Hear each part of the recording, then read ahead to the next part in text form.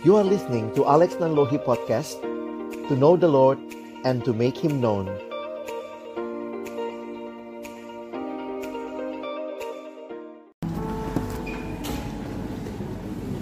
Mari kita tunduk kepala, kita berdoa. Bapa di dalam surga, kami datang dalam ucapan syukur pada siang hari ini. Terima kasih Tuhan karena kesempatan ini Tuhan berikan kepada kami untuk kami datang bersekutu, memuji, memuliakan nama-Mu, dan tiba waktunya bagi kami untuk membuka firman-Mu ya Tuhan. Kami mohon ketika kami akan membuka firman-Mu, bukalah juga hati kami. Jadikanlah hati kami seperti tanah yang baik, supaya ketika benih firman-Mu ditaburkan boleh sungguh-sungguh berakar, bertumbuh, dan juga berbuah nyata di dalam hidup kami. Berkati baik hamba-Mu yang menyampaikan, semua kami yang mendengar. Tuhan tolonglah kami semua, agar kami bukan hanya jadi pendengar-pendengar firman yang setia, tapi mampukan dengan kuasa dan pertolongan dari Roh-Mu yang kudus. Kami dimampukan menjadi pelaku-pelaku firman-Mu di dalam kehidupan kami, di dalam masa muda kami. Bersabdalah ya Tuhan, karena kami sedia mendengarnya. Di dalam satu nama yang kudus dan berkuasa, nama Tuhan kami Yesus Kristus, Sang Firman yang hidup, kami menyerahkan pemberitaan firman-Mu. Amin. Shalom. Selamat siang adik-adik, teman-teman yang saya kasih dalam Tuhan Yesus Kristus. Saya bersyukur buat kesempatan ini boleh sharing firman Tuhan dengan tema yang diberikan kepada kita adalah berani tampil beda. Bagian firman Tuhan yang melandasi perenungan kita hari ini diambil dari Injil Yohanes pasal yang ke-15. Kita akan melihat ayat yang ke-18 sampai dengan ayatnya yang ke-27. Ya, Abang ajak kita sama-sama melihat. Saya sudah tuliskan ayatnya di atas. Mari kita membaca bergantian, ya. Saya mulai dengan ayat 18, kalian baca 19, kita bergantian sampai ayat yang ke-27, ya. Jikalau dunia membenci kamu, ingatlah bahwa ia telah lebih dahulu membenci aku daripada kamu.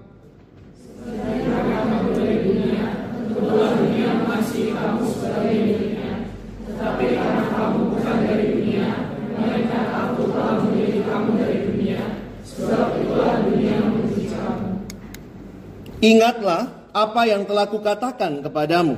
Seorang hamba tidaklah lebih tinggi daripada tuannya. Jikalau mereka telah menganiaya aku, mereka juga akan menganiaya kamu. Jikalau mereka telah menuruti firman-Ku, mereka juga akan menuruti perkataanmu.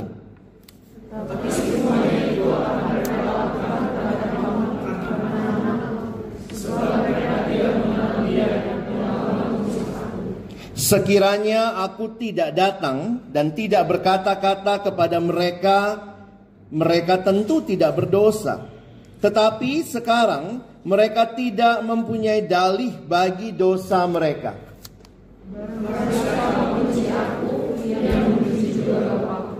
Sekiranya aku tidak melakukan pekerjaan di tengah-tengah mereka, seperti yang tidak pernah dilakukan orang lain, mereka tentu tidak berdosa. Tetapi sekarang, walaupun mereka telah melihat semuanya itu, namun mereka membenci baik aku maupun Bapakku.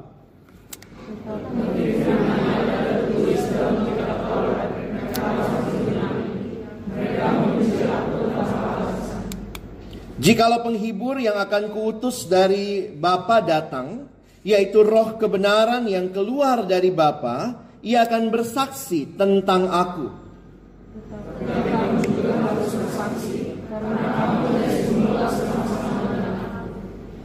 Baik, teman-teman yang dikasihi Tuhan, semester ini dalam pembahasan Injil Yohanes ada beberapa bagian yang menarik untuk kita perhatikan, termasuk apa yang kita pelajari hari ini.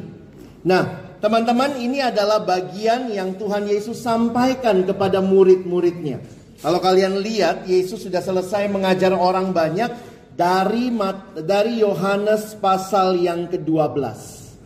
Kalau kalian membaca Injil Yohanes, ada yang disebut sebagai public discourse, adalah pengajaran Yesus di depan publik. Itu Injil Yohanes sampai pasal yang ke-12. Lalu kemudian setelah pasal 12 ke atas, itu adalah private discourse.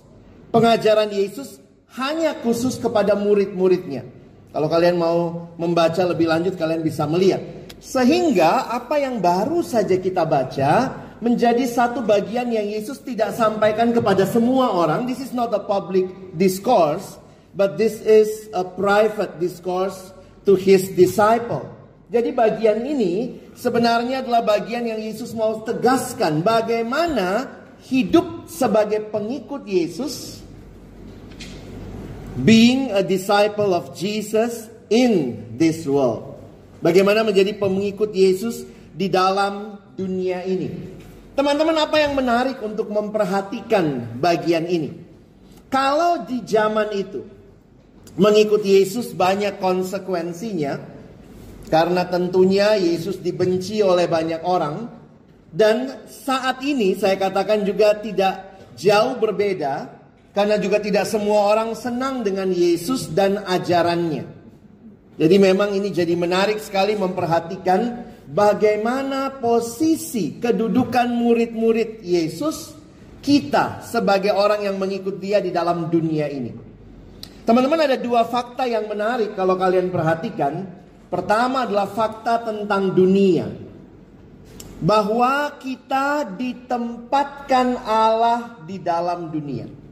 Tidak bisa tidak, ini sebuah realita yang nyata. Kita tidak ditempatkan Tuhan di planet tertentu.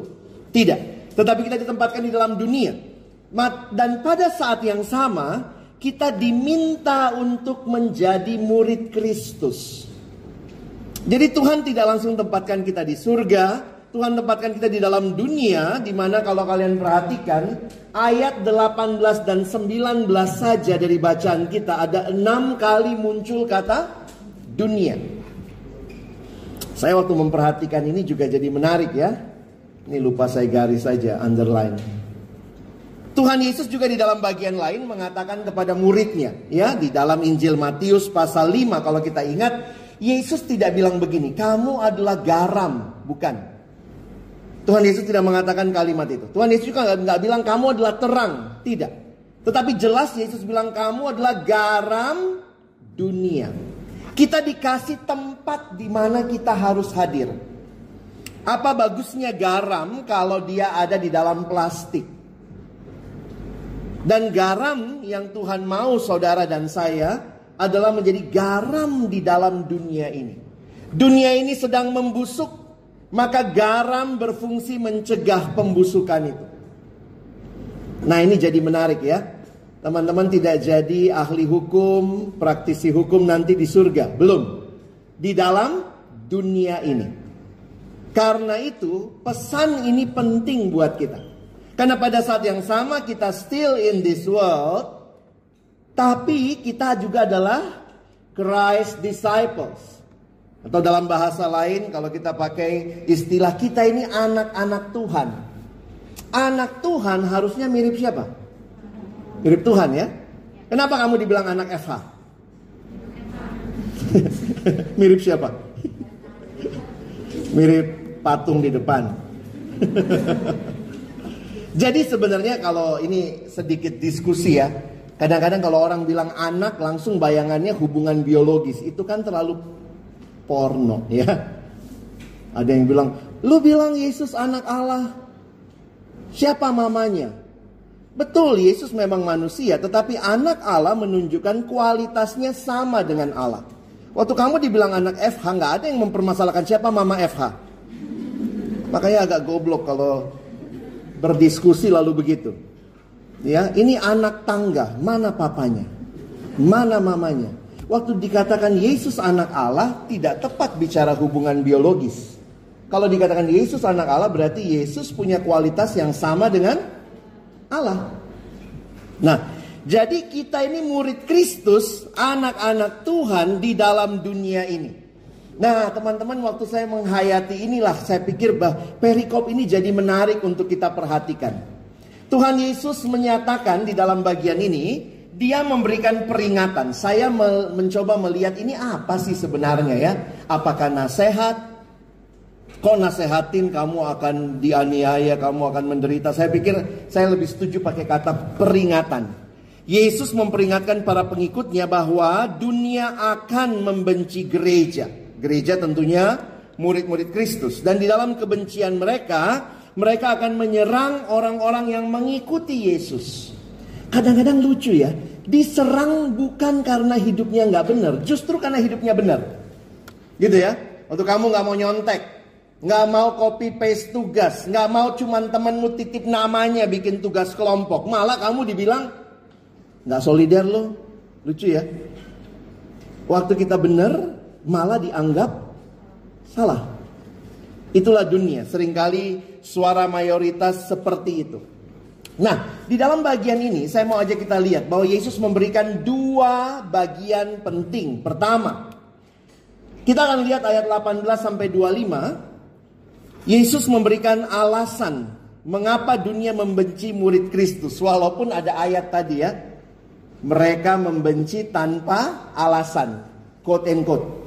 Jadi sebenarnya bukannya tanpa alasan, tetapi kata tanpa alasan di situ mau menunjukkan bahwa mereka dibenci tanpa sebuah reason yang salah sebenarnya. Justru karena reasonnya benar, makanya Yesus mengatakan kamu dibenci tanpa alasan. Tetapi kalau kita perhatikan nanti kita akan lihat ya, Yesus memberikan beberapa poin mengapa dunia membenci. Nah yang kedua ini yang menarik ya.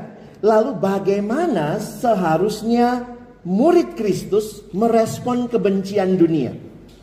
Ya, tentu di sini kita bukan bicara apakah kita tidak memperjuangkan keadilan, toh kalian kuliahnya hukum ya. Silahkan, itu bagian yang juga tentunya Yesus sampaikan. Tetapi ada hal yang jauh lebih penting nanti kita lihat di ayat yang 2 ayat terakhir ya. Yuk kita lihat sama-sama. Saya mendaftarkan ada berapa ini ya? Ada 5 alasan mengapa dunia membenci murid Kristus. Jadi ini kan peringatan Yesus. Ingat loh, dunia bakal benci kamu. Pertama, karena dunia membenci Yesus. Logikanya di mana? Perhatikan aja ayatnya. Jikalau dunia membenci kamu, ingatlah bahwa ia telah lebih dahulu membenci aku daripada kamu. Jadi jangan kaget gitu ya. Saya pikir orang kalau belajar hukum dan hidup di Indonesia, hidup di dunia ini ya, nggak usah di Indonesia ya, kalian pasti nggak akan kaget melihat hal-hal yang terjadi. Kalau kamu dibenci, jangan pikir kamulah orang pertama yang dibenci. Yesus telah terlebih dahulu dibenci. Apa yang dibenci? Bukan karena hidup nggak benar, tapi justru karena dia hidup benar. Kalau tiap hari nonton TV, kalian tahu lah ya. Yang satu nipu, yang satu menggugat, digugat balik, penipu gugat balik gitu ya. Itu aja kerjaannya ya, sehingga memang akhirnya banyak lawyer punya kerjaan ya. Karena yang ganti-gantian aja. Nah ini kadang-kadang jadi pergumulan. Kenapa dunia benci? Bukan karena hal-hal yang salah. Kalau kamu karena tidak berlaku benar, kamu dibenci, saya pikir itu wajar. Kamu nyolong, kamu korupsi, orang benci, orang gak suka, dihukum, itu wajar. Tetapi ingat, bukan berarti engkau dan saya stop berintegritas. Ya? Alasan kedua, mengapa dunia membenci murid Kristus? Karena Yesus telah memanggil kita keluar dari dunia. Sebenarnya apa sih istilah keluar dari dunia? Bukankah kita tadi ditempatkan di dalam dunia? Tetapi kita diminta supaya tidak serupa dengan dunia. Jadi kita dipanggil dari dunia, diutus ke dalam dunia, tapi tidak berlaku seperti dunia. Nah, lihat kalimat Yesus ya. Yesus analis yang ulung ya. Dia bisa melihat, sekiranya kamu dari dunia, tentulah dunia mengasihi kamu sebagai miliknya. Tetapi karena kamu bukan dari dunia, melainkan aku telah memilih kamu, aku telah panggil kamu keluar dari dunia, sebab itu dunia membenci kamu. Ini bukan berarti jadi orang Kristen tidak bisa disukai orang lain. Saya pikir itu dua hal yang berbeda ya. Di bagian lain Alkitab, Tuhan mau kita jadi berkat buat sesama. Sehingga ini tidak berarti bahwa kita dipanggil keluar dari dunia lalu kemudian tidak disukai dalam arti yang negatif. Sekali lagi, ini semua terjadi bukan karena kamu murid Yesus yang berbuat salah. Dulu saya waktu mahasiswa seperti kalian, karena saya juga kuliah di UI, di Fakultas Ilmu Sosial Ilmu Politik, dan saya anak daerah. Datang dari daerah, takut nggak punya teman di Jakarta. Lalu biasalah anak daerah tahu-tahu dibully sekelas jadi ketua kelas. Saya merasanya dibully ya, karena anak Jakartanya nggak mau jadi ketua kelas. Udah tahu kali ya, capek gitu ya. Zaman dulu soalnya nggak ada absen-absen sistem fingerprint atau apa ya. Zaman saya itu absennya mesti ditanda tangan. Jadi saya ngambil sampai sekarang. Kalian ada di abad berapa nih? My goodness, UI belum berubah ya. Oke. Tanda tangan padahal bisa dipalsuin ya. Masih ya. Titip absen gitu. Jadi masih tuh ya. Titip absen. Wow. Nah, jadi masa-masa itu karena saya ketua kelas, saya bergumul gimana caranya supaya tetap bisa baik sama yang lain. Dan kemudian mereka titip absen. Jadi saya titip banyak tuh. Titipnya ke ketua kelas kan. Jadi cara paling gampang waktu di UI itu bikin absen paling gampang. Bikin tanda tangan paling mudah. Jadi bisa dititip. Zaman saya begitu ya. Ini bukan saya ngajarin trik ya. Jadi ada teman saya tanda tangannya cuman T.2. Wes ya. Dosen pun bisa tanda tanganin kamu. Tapi waktu saya ikut PO, mulai belajar. Waduh, gimana ini? Gak bener ini ya. Tapi saya juga merasa saya juga tetap harus solider. Jadi itu bergumul ya. Apa yang saya lakukan, saya sempat begitu ya. Saya, mana yang mau titip? Silakan yang mau titip absen, ayo. Terus saya punya sekretaris kan di kelas.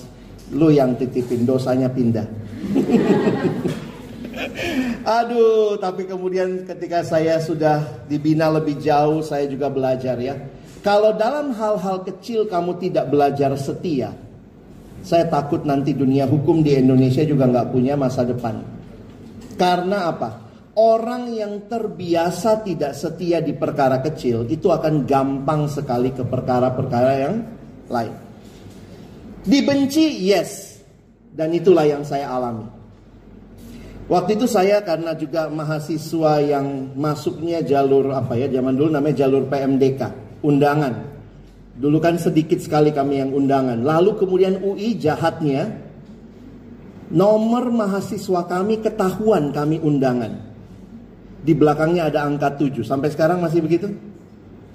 Enggak kali ya, kalian juga enggak peduli lu undangan siapa gitu. Kalau dulu kami satu kelas paling 2 apa 3 undangan ya. Terus belakangnya 7.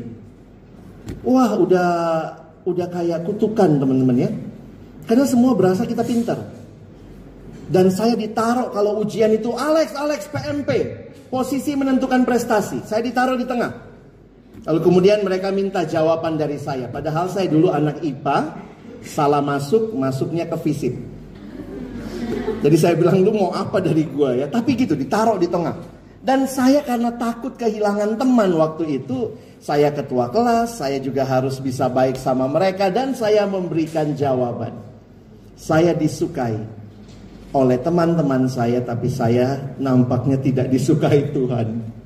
Di masa itu saya bergumul. Dan pergumulan saya adalah saya menerima orang tanda kutip membenci saya. Saya punya satu teman baik. Dan akhirnya saya bicara sama dia. Ini sedikit share pengalaman. Mungkin kamu akan mengalami tapi dalam konteks yang berbeda. Jadi saya punya teman baik. Dia sering belajar ke kosan saya. Karena saya ngekos di Barel situ. Ya. Dan dia beda iman dengan kita. Dan waktu itu saya bilang sama dia, kayaknya gue gak mau nyontek lagi deh. Saya nggak nyontek memang. Saya nggak mau memberi contekan lagi. Wah, dia bilang, lu siap teman-teman. Soalnya kami satu angkatan zaman itu cuma 40-an orang. Ya. Jadi memang masuk UI itu kayak masuk lubang jarum lah zaman itu ya. Kelasnya terbatas segala macam. Nah, udah terbatas, nomornya ada ketahuan PMDK. tidak bagi-bagi jawaban, rasanya kita penjahat lah, ya. Tapi kemudian saya bilang sama teman saya pikir saya harus ambil sikap. Nah, teman saya ini yang tahu, dia beda agama, dia sering belajar, akhirnya saya bilang sama dia, kapanpun lu butuh, gue bisa bantu lu belajar. Tapi kalau udah di kelas, kita nggak saling kenal ya, kalau ujian maksudnya. Saya pernah pakai beberapa, karena saya orangnya susah nolak ya. Jadi saya pakai beberapa trik. Triknya misalnya orang sudah ujian baru saya datang, telat 10 menit. Jadi kan itu di depan banget ya, di congornya dosen gitu ya, wah nggak bisa lari. Jadi kalau tidak teman-teman sudah aturin posisi. Tapi akhirnya saya pikir nggak bisa begitu. Akhirnya saya dikenal sebagai tukang telat kan, bukan kesaksian juga. Jadi saya harus berani, dan itu susah teman-teman, susah, sulit. Bahasa Inggrisnya sulit, saking susahnya. Buat kamu yang juga solider gitu ya, mau jadi berkat, pengen baik sama teman, aduh sulit banget ya. Dan itu yang abang alami. Tapi kemudian teman saya ini, itu yang saya nggak habis pikir ya. Tuhan punya cara saja. Kalau kita mau hidup benar, Tuhan punya cara. Jadi akhirnya saya tidak mau nyontek. Jadi waktu dibilang Alex duduk sini, enggak, gue duduk sini. Lu kenapa sih gitu ya? Lalu kemudian teman saya tanpa saya sadari tiba-tiba berdiri. Sudahlah, si Alex itu nggak bakal mau ngasih. Dia jadi humas saya, juru bicara. Dan memang saya sempat dibenci lah dalam beberapa waktu. Tapi kemudian saya bergumul, Tuhan apakah ini yang harus ditanggung? Lalu kemudian teman-teman, karena saya rajin masuk, dan saya biasanya duduk di depan. Zaman itu kan dosen slide-nya itu susah difotokopi ya, jadi kita mesti nyatet gitu. Nah, saya duduk paling depan. Lucunya, zaman itu kalau yang rajin nyatet itu yang paling depan itu teman-teman yang jili, berjil ya. Jadi itu tuh saya di depan, jili semua, terus ada saya gitu ya, ada rambutnya gitu ya, nah gitu. Tapi teman-teman tahu apa? Inilah penghiburan Tuhan buat saya. Saya tidak kehilangan teman. Mungkin mereka benci saya sementara. Di masa-masa menjelang ujian, banyak ketukan di depan kos saya. Alex, pinjam catatan dong, gitu ya. Saya pikir kita tetap bisa jadi berkat dengan cara yang lain. Jangan berpikir kita cuma mungkin jadi berkat dengan satu cara, memberikan contekan. Itu yang I miss that point. Hanya karena saya merasa saya harus solider. Dalam bagian lain Tuhan menghibur. Kamu punya teman, mereka tetap butuh kamu juga. Kamu bisa jadi berkat buat mereka. Walaupun sempat disalahgunakan ya, catatan saya dibawa ke ujian dijadikan contekan. Dan itu satu kelas saya itu pernah catatan saya jadi master di fotokopian. Dan akhirnya saya dipanggil dosen. Ini punya siapa? Ya benar Pak, catatan saya, tapi bukan saya yang make. Poinnya adalah yang saya mau bagikan ke teman-teman. Dibenci karena apa yang kita lakukan benar, itu bukan hal baru. Yesus alami. Kecuali kamu bilang, oh saya lebih hebat dari Yesus bang. Saya mau hidup benar tapi nggak dibenci. Ya nanti kita ketemu lah ya di surga ya. Maksudnya gini loh, kalian akan ada di dunia hukum yang kalau dibicarakan di bangsa ini pasti banyak sekali pergumulan. Kalau kalian tidak belajar setia dari saat ini, saya juga ragu. Lebih baik kalian tidak jadi ahli hukum lah, daripada kalian tidak melakukan yang baik, yang benar. Oke, kita lihat yang berikutnya. Keempat, mengapa dunia membenci murid Kristus? Dunia terasing dari Tuhan. Jadi Tuhan memang sudah kasih tahu ini loh, dunia itu begini. Semuanya itu akan mereka lakukan terhadap kamu karena namaku, sebab mereka tidak mengenal Dia yang telah mengutus aku. Jadi Tuhan mau bicara fair. Lihat, dunia gak kenal Tuhan. Jadi kalau kamu hidup jadi anak Tuhan, ikutin jadi murid Tuhan, gak heran kalau mereka gak akan suka sama kamu. Ya. Kelima, mengapa dunia membenci murid Kristus? Yesus menyingkapkan kesalahan dunia. Jadi Tuhan Yesus memberikan sebuah analisa yang baik ya, tentang apa sih yang terjadi dengan dunia. Nah saya gak usah baca lagi, ini ayatnya 22 ya. Jadi memang dunia tidak mau terima Yesus sih ya. Ini 23, 24. Dan ini sebenarnya terjadi di masa Yesus hidup. Yesus sudah melakukan banyak hal, tetap saja mereka nggak percaya. Dan termasuk ini ya. Tetapi firman yang ada tertulis dalam kitab Taurat mereka harus digenapi. Nah ini kalimatnya, mereka membenci aku tanpa alasan. I've done all the good things, but they still tidak percaya. Nah, Yesus menyingkapkan, itulah kesalahannya dunia. Jadi jujur aja, saya pernah bergumul dengan ayat-ayat seperti ini. Poinnya sebaliknya. Kalau saya makin disukai dunia karena saya berbuat yang jahat. Coba ya. Kalau kamu makin disukai dunia, coba cek dirimu. Ini disukai karena kamu melakukan hal yang jahat dan makin disukai. Berarti something wrong kan? Di dalam kitab Yakobus, Yesus bahkan bilang begini, persahabatanmu dengan dunia adalah permusuhanmu dengan Allah. Jadi sekali lagi, kalau kamu makin disukai dunia karena hal-hal buruk yang kamu lakukan, hati-hati. Itu alarm buat kita. Ketemu teman yang suka nyontek, ketemu kita yang juga suka nyontek, lalu kita bikin persekutuan anak-anak nyontek, terus kita cari anggota, kita bikin rekrutmen, kita makin membuat persekutuan nyontek yang terbesar se-Asia Tenggara misalnya ya. Oh, makin banyak yang ikut, makin banyak yang sayang sama kamu. Berarti kamu gak melakukan yang benar ya. Ini paling enaknya gimana? Ya kalau begitu ya sudahlah, selesai dengan dunia ini ya. Tapi teman-teman lihat, kita lihat yang terakhir, yang kedua. Bagaimana seharusnya murid Kristus merespon kebencian dunia? Dunia kan benci. Kamu kalau dibenci ngapain? Ya sudah, gak usah main sama yang benci ya. Kalimatnya dong. Jikalau penghibur yang akan kutus dari Bapa datang, yaitu roh kebenaran yang keluar dari Bapa, ia akan bersaksi tentang aku. Sampai situ sih enak ya. Biarlah Roh Kudus. Karena Yesus kan waktu itu akan mati, lalu dia bangkit, dia naik ke surga, dia udah menubuatkan nih, Roh Kudus akan datang. Roh Kudus itu ngapain? Bersaksi. Ayat 27-nya ya. Tetapi kamu juga harus bersaksi. Karena kamu dari semula bersama-sama dengan aku. Dunia makin membenci.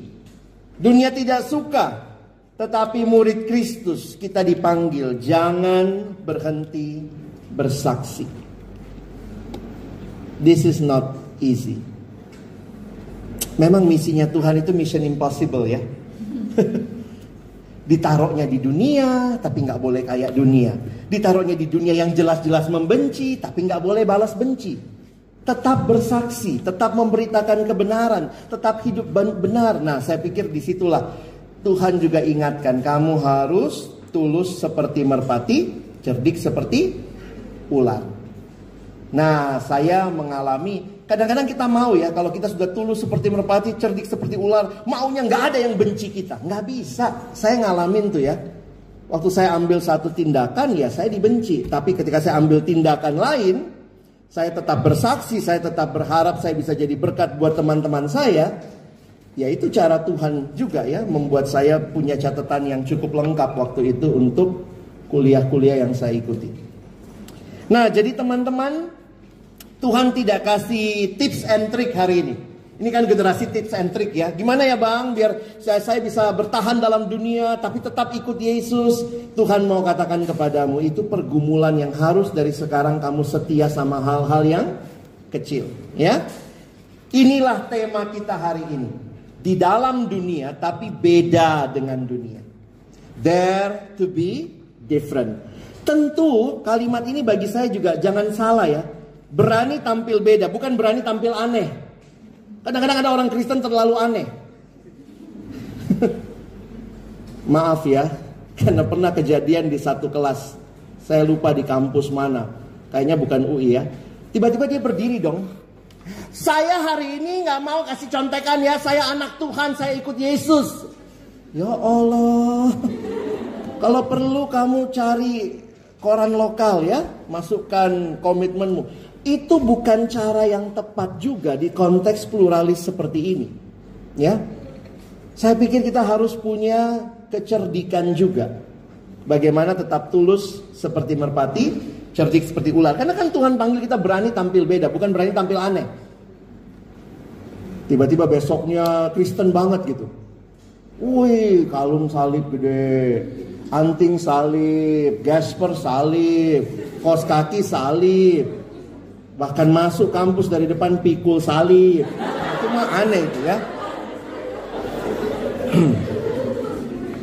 Saya senang dengan ilustrasi ikan, teman-teman ya. Kalau bicara tampil beda, ikan itu menarik ya. Pernah lihat ikan ya? Jangan kau bilang ini sebelahku. Ikan itu katanya selama hidup, ikan yang hidup itu biasanya berenang melawan arus. Hanya ikan mati yang ikut arus. Atau itu ikan yang pura-pura mati itu ya. Ada ikan males gitu ya. Gitu ya. Ikan apa sih itu yang kayak sapu-sapu di ini cermin ya. Kayaknya airnya kemana dia ikut, itu ikan pura-pura mati itu ya. Tapi katanya ikan yang hidup seumur hidup akan berenang melawan arus. Saya pikir harusnya kita begitu ya. Yang kedua yang menarik juga tentang ikan ya. Meskipun ikan itu ditangkapnya di laut, tapi dagingnya tetap tawar ya. Hebat tuh ya. Itu jadi pelajaran buat kita. Bukan karena semua di sekitar saya air lautnya asin maka daging saya jadi asin. Enggak ya. Enggak ada kan yang pergi mancing dapat apa? Ikan asin. Enggak ada. Itu asin karena diasinkan. Another process. Jadi saya pikir mungkin kok ya. Tapi konsekuensinya memang enggak enak ya. Dibenci tanpa sebab. Itu yang Yesus bilang, tanpa alasan. Walaupun dia sudah kasih alasannya, tapi tetap saja Yesus seperti mengingatkan, kita nggak bikin salah, tapi dibenci. Ya, oke. Jadi teman-teman, hari ini sebagai kesimpulan, tantangan yang mungkin saudara hadapi dalam menghidupi dan mempertahankan identitas. Saya pikir kamu perlu ingat siapa kamu, siapa kita di dalam Tuhan. Bawa pasportmu kemana-mana. Ataunya KTP aja ya. Abang tuh paling kesel lihat film apa, drama-drama Indonesia, sinetron ya. Kalau mau dipanjang-panjangin biasanya apa? Jatuh, hilang ingatan. Aku siapa? Aku siapa? Saya kadang kesel banget ya. Kenapa lu nggak bawa KTP? KTP itu kan ingatkan identitas. Kalaupun kamu jatuh, kamu hilang ingatan, aku siapa, terus ketemu KTP. Nih kamu, lihat. Di mana rumahku, ini alamatmu. Kasih ongkos pulang. Ya. Banyak orang lupa ingatan. There are many apa ya, kalau dipakai istilah Kristen yang amnesia, lupa ingatan. Tiba-tiba kalau lagi di kelas dia lupa dia anak Tuhan. Dia anak Tuhan kenapa? Kalau di ruang PO, wih, kalau di sini pakai bulutan di atas kepala, masuk sedikit kepentok, haleluya, kejedot, oh Maranatha. Di luar, weh nyet, jing, pret. Aduh, lucu ya. Jadi kita tuh tergantung ada di mana. Nanti di surga juga begitu ya. Saya naik angkot deket rumah, ketemu anak-anak cewek-cewek cantik-cantik, SD kali ya. Anak SD terawat begitu ya. Maksudnya putih-putih, manis, cantik ya. Mereka ngobrol berempat, saya sama istri saya naik angkot, terus mereka di pojok gitu. Tapi saya bilang, ya ampun, begitu dengar mereka ngobrol. Gila, monyet banget tuh guru tadi. Anjing gitu ya. Kalau istri saya nggak nahan, saya udah mau gaplok tuh. Lu kalau anak remaja gereja gue gaplok lu. Tapi memang begitu ya. Di gereja bisa tiba-tiba kudus, mendadak kudus hari Minggu. Hari lain kudus. Do not just be a Sunday Christian, but be a Christian every day. Jadi kadang-kadang kita nggak siap ya. Kita nggak siap dibilang orang yang apa ya? Orang yang ikut Tuhan. Sehingga ingat, nilai-nilai kerajaan dunia nih, nilai kerajaan dunia is. Jangan salah, saya bawain ini di anak SD. Abang kalau khotbah di SD pun saya pakai slide yang sama seringkali ya. Nilai kerajaan dunia is. Pak, masuk nggak manis? Dasar ya anak SD. egois, pragmatisnya yang jelek-jelek lah ya. Nah, nilai kerajaan Allah harusnya ini kan. Jangan masukin kejahatan ya. Kean. Tapi memang realitanya kamu akan menghadapi ini. Oposisi atau kompromi. Inilah yang Tuhan siapkan. Saya pikir gak kebetulan PJ hari ini. Kiranya kamu ingat, satu waktu kamu tidak di kampus, kamu tetap ingat. Saya anak Tuhan, saya murid Kristus. Saya membawa kerajaan Allah di dalam hidup saya. Dan Yesus juga bilang kan, garam dan terang. Kamu garam dunia, kamu terang dunia. Nah, menarik sekali, identitas kita itu terkait dengan Yesus. Kenapa kita bisa jadi terang dunia? Karena Yesus terang dunia. Lihat kalimat ini, kita baca sama-sama ya. 1, 2 ya. Akulah terang dunia, barang siapa mengikut aku, ia tidak akan berjalan dalam kegelapan, melainkan ia akan... Ada yang nanya waktu itu. Jadi sebenarnya siapa bang terang dunia? Yesus atau kita? Kan Yesus sendiri ngomong, akulah terang dunia. Terus Yesus bilang, kamulah terang dunia. Loh, terus terang dunia siapa? Aku apa kamu? Kamu apa aku? Atau kita? Kita ya. Bedanya apa? Kita banyak, Yesus sendiri. Nenek-nenek juga tahu kayak gitu. Kita bukanlah sumber terang itu. Hanya Yesus sumber terang yang sejati. Mau bercahaya? Mau jadi terang? Miliki relasi yang hidup dengan Yesus supaya kamu bisa jadi anak terang. Kalimat ini dalam bahasa Inggris menarik. We are not called to shine our own light. We are called to reflect His.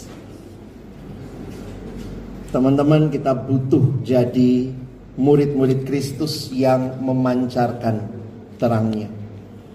Kadang memang kita nggak siap ya, tapi abang juga pikir mari kita belajar berpikir mendalam supaya kamu siap menghadapi dunia.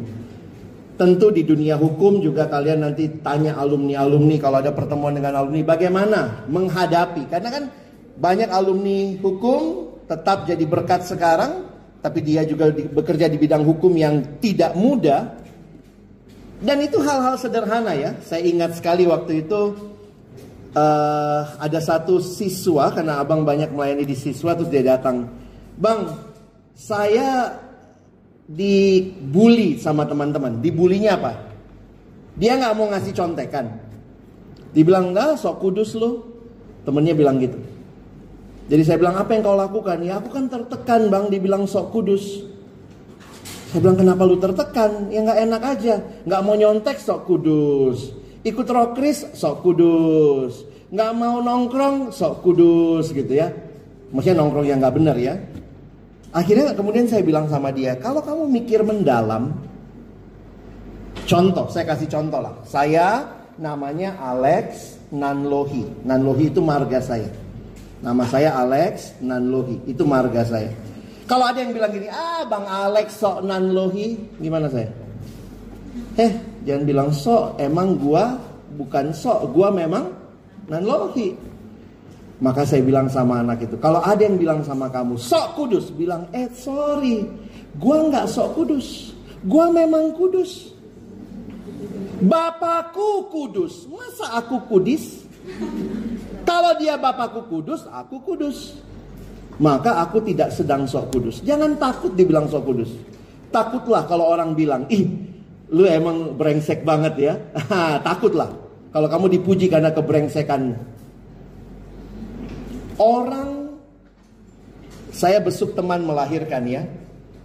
Suami istri teman KTB di kampus. Tetap sih yang melahirkan istrinya waktu itu ya, bukan suaminya. Jadi waktu datang besuk, saya baru tahu tuh ya, di situ tuh istrinya ini baru selesai menyusu. Ini anak masih kecil, lalu lagi menyusu, lalu kemudian selesai, kemudian dia mulai pamer anak pertama ya. Lex, lihat anak gua. Iya, kita liatin matanya masih merem-merem ya. Hidungnya kan hidungku ya Lex. Jidatnya jidat bapaknya. Tiba-tiba bapaknya ngomong, "Mama, hidungnya hidung papa, jidatnya jidat mama." Lalu mereka di situ berantem hidung jidat gitu ya. Kita yang datang, namanya juga produk bersama ya. pasti rada mirip sana, mirip sini begitu. Tapi di situ saya baru sadar betapa bangganya orang tua ketika anaknya mirip dia. Ini anakku. Sekarang dia udah kuliah di UI juga. Saya nggak usah sebut fakultas apa. Jadi waktu saya datang besuk itu beberapa puluh tahun lalu, saya selalu ingat ya, hidung jidat. Dan ternyata ya, kira-kira kalau Tuhan lihat kita dari surga ya, coba nih kalau Tuhan lihat kita, Tuhan akan, ini anakku. Atau Tuhan begitu lihat, anak siapa ini? Tuhan juga bingung, kok nggak mirip aku ya? Harusnya kita mirip Tuhan ya. Itu identitas sebagai anak-anak Allah. Waktu kita dibully karena kita mirip Tuhan, jangan malu. Malulah kalau kamu dibilang tidak mirip Tuhan. Karena itulah pembulian yang paling benar. Kadang-kadang gak mudah ya, tapi bukan berarti tidak mungkin. Hidup sebagai Kristen tidak mudah, tapi bukan berarti tidak mungkin. Ayo bilang sama-sama ya. Bilang sama temannya, 1, 2 ya. Hidup sebagai Kristen tidak mudah, tapi bukan berarti tidak mungkin. Nah, bagaimana supaya mungkin terjadi? Kita harus bertumbuh. Bagaimana terus bertahan walaupun dunia begitu rupa? Terus bawa identitas itu supaya nggak lupa ingatan. Bertumbuh. Pendeta John Stott bilang ada 3 hal yang menolong kamu bertumbuh. Pertama, Tuhan kasih Roh Kudus. Tuhan berikan Roh-Nya yang kudus diam di hati setiap kita yang percaya. Maka itu memungkinkan kita bertumbuh. Kedua, Tuhan memberikan kita firman Tuhan. Dari kecil kita udah belajar ya. Bagaimana bertumbuh adik-adik? Baca kitab suci, doa tiap hari. Kalau mau tumbuh. Jangan cuma rajin baca kitab suci waktu mau masuk UI. Nyogok Tuhan saat teduh siang malam, pagi-pagi doa syafaat, om tante sekeluarga se-RT disuruh doain. Begitu masuk UI, doa tidak, baca Alkitab tidak. Hei, penyogok. Kalau ada KPK sorgawi, ketangkep kita semua. Penjilat. Tuhan cari bukan penjilat ya. Tuhan cari anak-anak yang sungguh mencintai Dia, mau berkorban baca kitab suci, doa tiap hari. Jangan-jangan lagu kita udah ganti ya. Coba evaluasi hidupmu dari lagu itu aja, nggak usah dari Alkitab aja. Dari lagu itu. Baca kitab suci, ya saya baca Pak. Doa, ya masalah saya tiap harinya. Jangan-jangan lagu kita udah ganti. Tidak baca kitab suci, tidak doa tiap hari, tidak bertumbuh. Mau pakai gaya? Tidak bertumbuh. Kalau kamu belum baca kitab suci, doa tiap hari, mungkin besoknya masuk sekolah minggu ya, hari Minggu ya. Gak usah pergi ke umum-umum dulu, masuk ke sekolah minggu supaya kamu tahu. Itu kunci hidup di dalam Tuhan. Tuhan mau kita punya relasi dengan Dia. Dan terakhir, bersyukur kita dikasih komunitas. Kadang-kadang kalau kita sendiri, bayangkan kalau semua temanmu tukang nyontek, kamu sendiri gak nyontek, siapa yang aneh? Yang gak nyontek. Tapi ganti teman, semua tidak nyontek, terus kamu, aku penggiat nyontek, lu dianggap aneh. Kadang-kadang masalah kita bukan karena Tuhan kurang berkuasa, kamu kurang bijak bersahabat. Tuhan tidak mau kita hanya jadi orang yang mau ikuti maunya kita. Tidak ya. Komunitas Tuhan pakai. Bersyukur di kampus ada PO, ada kelompok-kelompok kecil yang saya harap ini menjadi tempat buat kamu bertumbuh. Sehingga pertanyaan terakhir buat kita, bagaimana dengan saudara? Berani tampil beda bukan karena engkau kuat, tapi karena Tuhan kuatkan kamu untuk hidup bagi Dia. Kiranya Tuhan menolong kita boleh jadi pelaku-pelaku firman-Nya. Amin. Mari berdoa.